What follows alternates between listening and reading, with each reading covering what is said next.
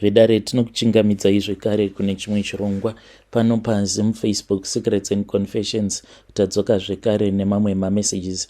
Rekedzai tibva tapinda mumamessages edu atadzoka takakubatirai meseji yedu yekutanga yakamira sekudai so. Hanzi makadii zvenyu mukoma, ndinokumbirawo kuti munge muchindiposterawo nyaya yanguwo makavhika chitupa changu. Ininiwo ndiri kurarama ndiri munomu munyika yevatorwa yeSouth Africa, so I am in the medical field. Dawo kungoti mhuri yeZimbabwe in the next upcoming days vanhu vasangofamba zviri unnecessary, uye zvekare tinge tichizorangarira nekunamatira avo vari muzvipatara vanenge vasina mapapers, because ininiwo I am in a WhatsApp group repachipatarawo apo pandinoshanda ndiri. Saka there is so much hatred that I saw last night and there were a lot of discussions, so you can just imagine kuti kana kuri kunzi munhu anenge ava ne so much hatred towards isusu semaZimbabweans, you can imagine kuti apo paanenge ava kuenda kunobatsira avo vanenge vari muchipatara vachirwara, worst of all vamwe vanenge vakapinda muzvipatara as an emergency vasina mapepa. Saka kuchava nekushungurudzwa kwevanhu vose avo vanenge vachibva kuZim, zvisinei nekuti unenge wapinda muchipatara uine passport kana kuti usina. Saka ndinoda kuti tinge tichinamatirawo avo vari muzvipatara pari zvino, those that are pregnant, that are waiting to give birth, neavowo vanenge vakapinda muzvipatara through maaccidents nehurwere, nekuti kuchazova nekushungurudzwa and a lot of negligence is going to happen, because zvimwe zvandakaona zvichitaurwa mugroup yesterday, zvinhu zvacho zvinotyisa. You are going to find out kuti as long as uri muZimbabwean, just the way maJews vainge vachitreatwa navo during World War II, that is what is going to be happening kwatiri isusu semaZimbabweans. Saka ndoda kungoti kune avo vose vachazoteerera confession yangu, kana vonamata vange vachirangarira avo vari desperate, avo vari unfortunate, vasinawo mapapers but vari muzvipatara muno munyika yeSouth Africa. Kuchava nekushungurudzwa kwakanyanyisa zvokuti vamwe vachatosvika pakutofira muzvipatara because of negligence, nekuda kwezvimwe zvandanzwa mamwe mafellow nurses vachitaura pamusoro pedu isusu maZimbabweans, regardless kuti une passport kana kuti hauna, nenyaya idzi dzakabuda dzekuti vanhu vanoita zvekutengera madays. Saka ipapo pakatoshata mukomanashi. Just post this story and please post my confession as quickly as you can. Ngatinamatireiwo hama dzedu idzo dziri munyika dzisina mapepa akakwana. Vedare ndo message iyo yandakatumidzirwa ichibva kuna mukoma vedu. Zvakangooma hazvo vedu we. Hanzi moyo wangu uri kunyanya kurwadzirwa avo vakadzi vekuti right now nesituation irimo munyika, then nhumbu yobva yarwadza and you have to go to the hospital.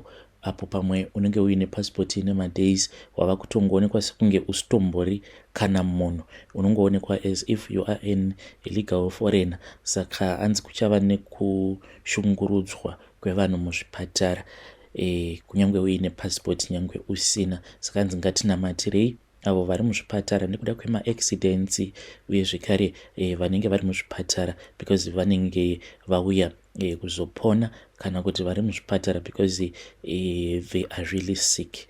Hanzi hatred yandakaona ichitaurwa mugroup nemamwe manurses, I just wonder kuti manesi awa pavanenge vozofamba vachitarira varwere, kana akasangana nemunhu anenge achibva kuZim anenge ari desperate for attention, munhu iyeye achapiwa here proper medical attention. Zvakangooma hazvo vedu we. Ngatisamei kuti tinge tichitaura nezvayo nyaya iyi mucomment section. Rekedzai tibva taenda panyaya yedu inotevera. Nyaya yedu inotevera yakamira sekudai so. Hanzi makadii zvenyu mukoma, ndinokumbirawo kuti munge muchindiposterawo nyaya yanguwo makavhika chitupa changu. Inini ndiri mudzimai, ndine makore 47 years ekuberekwa. Ndinewo mwana wangu uyo right now ava ne21 years, and I feel ashamed because of the things that I am doing. And ndichikunyorerai confession yangu iyi. I hope kuti at the end of the day confession yangu kana kuri kunzi mukazoiverengawo I will feel that heavy burden of regret in my heart being lifted up. Zvakaitika mukomana chinhu zvokudai. So mwana wangu uyu ane mukomana wake uyo waakaunza kuno kuUK kwatiri. Saka ivo nekuda kwekuti they have not yet managed to be okay in life, ndakabva ndakuti kune mwana it is fine, we can all stay under one roof. Mazuva ekutanga ndainge ndisitomborina kana basa nazvo, but last month that was when I did something that has changed my life forever and not in the way that I had always hoped. Handina kumbogara ndakatarisira kuti saamai ndichazosvika pakurarana nemukwasha, never in a million years. Apa I am a woman who is a very strong Christian. So for years I have been someone who has been struggling in my relationships, and worst of all, uyu mukwasha paakazouya, I had been single, and most of my mates, I saw that they have found love and settled down. But inini, because I have been busy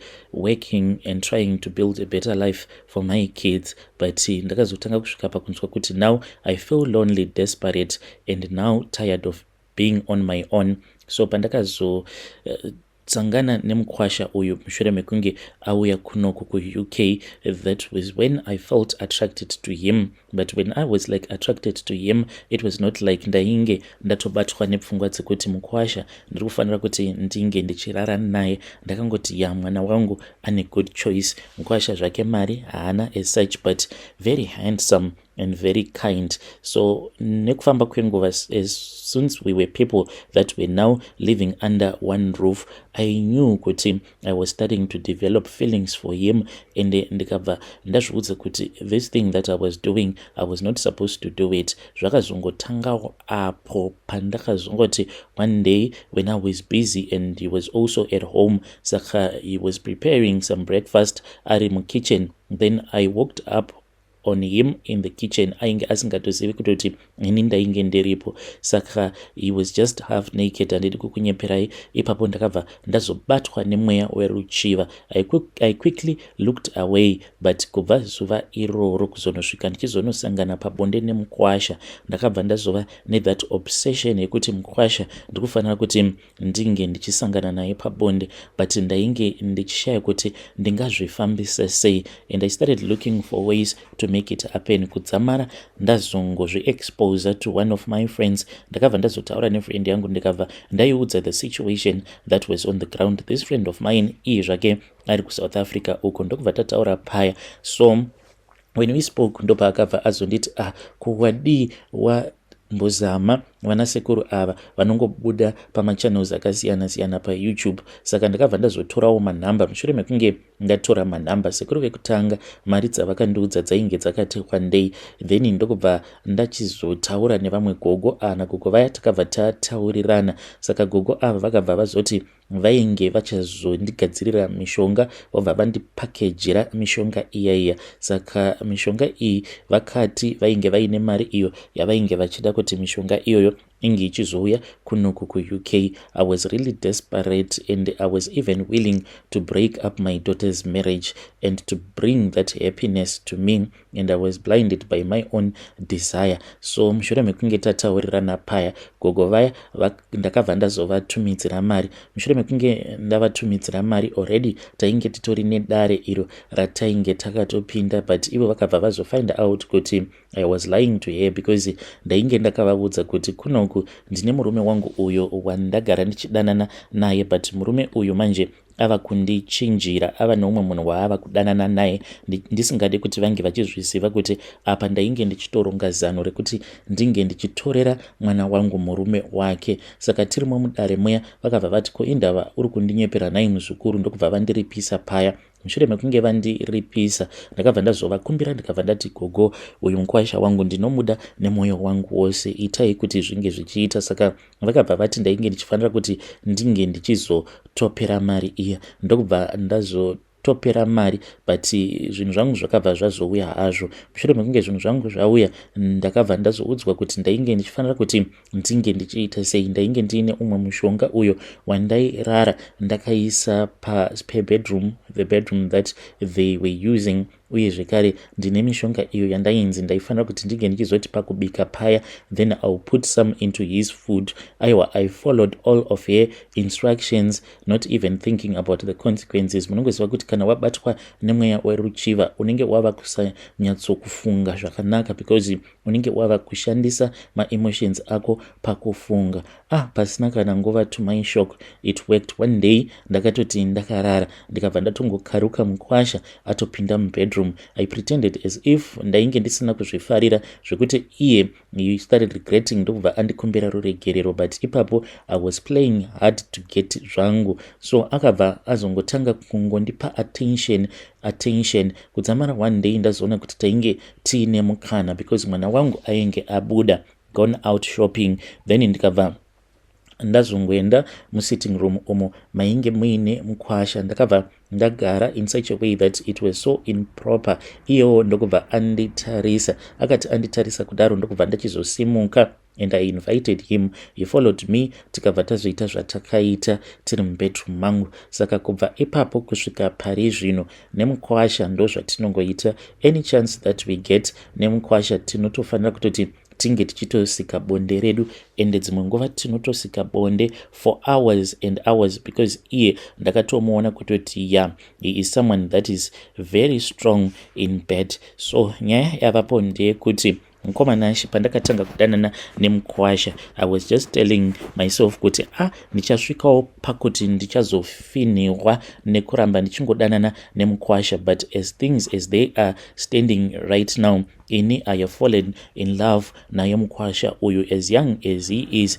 I feel kutoti ndava kutomuda nemoyo wangu wose. Zvino zvinoitawo here nai vedare kuti ndinge ndichizosvika pakutorera mwana wangu murume wake, because nemukwasha tanga tamboti ticharamba tichingoita this secret relationship, then tobva tazoona kuti tingazvifambisa sei kana kuri kunzi tikazowirirana. Inini I was willing kuti ndinge ndichimutsvakira kwake kwekuti ange achigara, so that nemwana kana vakazorambana, then inini I can let him move in back with me. But ndichiita zvese izvi zvandiri kuita, I am also conscious of the fact yekuti mwana wangu murume wake uyu anomuda.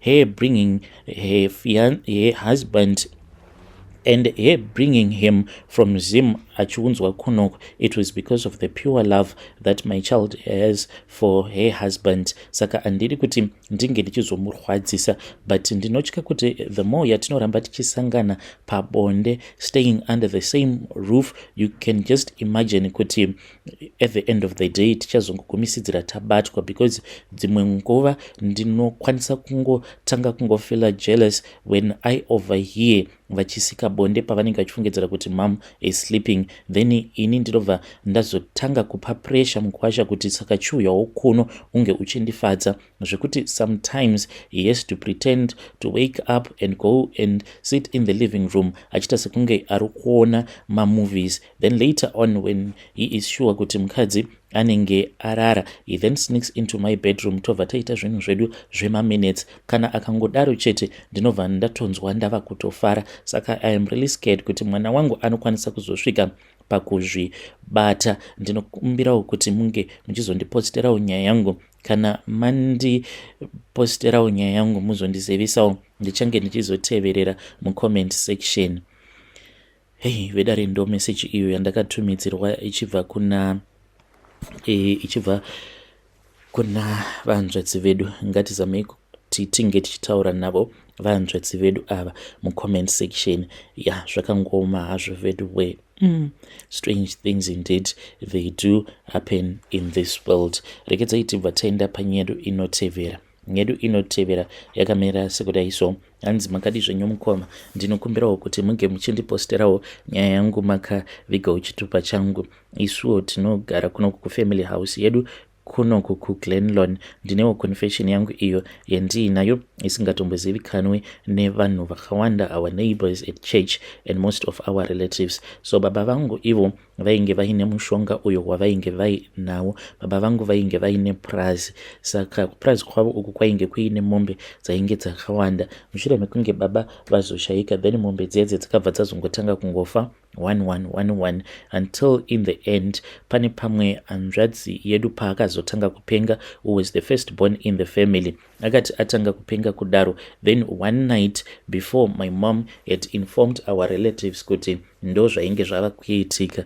Even right now vanhu vazhinji havatombozvizivi kuti my brother akatombopenga. Only my mom's relatives, they were the ones that knew kuti ivo baba vainge vakaromba, uye zvekare a selected few ndo vakazoudzwa naamai kuti our brother was running mad. So hanzvadzi yangu yakatanga kupenga just after the sun had gone down. Saka achipenga kudaro ainge achiita sekunge munhu ainge achibudirwa achitaura zvinhu zvakawanda, zvinhu zvainge zvisingambonzwisisiki. Then mama vakabva vazofonera sekuru vakabva vazouya, so takabva tazotakurwa tose ndokubva tazoenda kumba kweimwe n'anga. Takati tasvika kumba kwen'anga iyaiya, then hanzvadzi yangu ndopa akabva achizogadzikwa tsvimbo kumusana kwake uku, ndokubva achizotanga kutaura. Saka aitotaura nezwi sababa vangu, then akataura zvose zvainge zvichifanira kuti zvinge zvichizoitwa. Saka ndopatakabva tazonzwisisa kuti baba vainge vakaromba. Saka ivo vainge vachiti gudo ravo ravainge vachishandisa rainge riri munzira richifamba richibva kumusha. Tikabva tazonzi tainge tichifanira kuti gudo iri we were supposed to expect it in 6 days time. Saka pane zvimwe zvatainge tichifanira kuti tinge tichizoita. Takabva tazogezeswa nemimwe mishonga yakasiyana siyana. So we then returned back home. Takazoti tadzokera kumba paya, hanzvadzi yangu yakangoramba ichingopenga until tazoona gudo iroro. Kana kuchikoro mazuva acho iwawo takatomboregedza kuenda kuchikoro for approximately 7 days, takangomirira gudo iroro. Saka gudo iri musi warakasvika, amai vakatozviziva kuti ratosvika because vakabva vazotuma my brother uyo ainge achipenga kuti ange achienda kunovhura gate mukoma. Even though he was running mad, akabva atongosimuka paya paainge akagara, ndokubva atotanga kutofamba akaenda kugate. Akati asvika kugate paya ndokubva ambotanga kutaura. Taitoti maybe ainge achitaura neumwe munhu because ainge akavhura chigedhi chiya chidiki. Then he spoke with that person, but akazoti manje paya ava kufamba achidzoka kumba, ndo patakabva tazoona kuti kumashure kwake kwainge kuine gudo rainge ririko. Gudo iri rakabva ratovharawo gedhi. Gudo iri rakatouya mukomanashi, but rakangoti richingonopinda mumba ndokubva rangonyangarika. Saka kubva ipapo kusvika pari zvino pamba pedu gudo iri at many times week. Saka kubva ipapo kusvika pari zvino hanzvadzi yangu uyo haana kana kuzombopenga, but he is the one who is running a very successful business. Saka iyo anoita zvegold mining, but gudo iri ndo rinoshanda ikoko kumaini kwake. Hongu variko vakomana vanomushandira, but gudo iri kana zvichitaura zvinonzi it is the one that does all of the hard work. Saka kubva ipapo kusvika pari zvino mumhuri mava nevanhu 4 avo vafa, and we were told by our mom kuti when we would be going to the funeral tainge tiine mamwe mashizha awo atainge takapiwa, atainge takanzi taifanira kuti tinge tichizongomasiya mumapockets ehembe dzedu. So me, I was wearing a jean trousers throughout the funeral because ndainge ndiine shizha iro randainge ndakanzi it was supposed to stay in my pockets until the funeral was done. Izvi takazviita on the first funeral, on the second, then on the third and the fourth hatina hedu kuzoenda kunochema hama dzedu dzainge dzafa. Ndiyo confession yangu iyi yandiinayo mukomanashi. When you come to our house dzimwe nguva gudo iri unotoriona rinenge rakatogara zvaro paveranda, harityi munhu ariite sei, kusazoziva kuti vamwe vanorionawo here, because my mom said that this is something that we do not need to speak about. Hey, vedare ndo message iyo yandakatumidzirwa ichibva kuna vanzvadzi vedu avo. Zvakangoma hazvo vedu way, please ngatizamei kuti tinge tichitaura navo vanzvadzi vedu ava mucomment section. Yo, strange things indeed they do happen in this world.